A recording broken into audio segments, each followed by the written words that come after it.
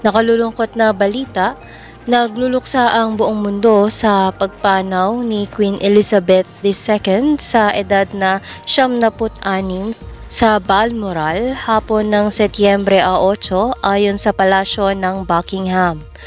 Naluklok bilang reyna si Queen Elizabeth taong 1952 at itinuturing ang pamumuno ni Queen Elizabeth II na pinakamahaba sa kasaysayan ng monarkiya sa bansa.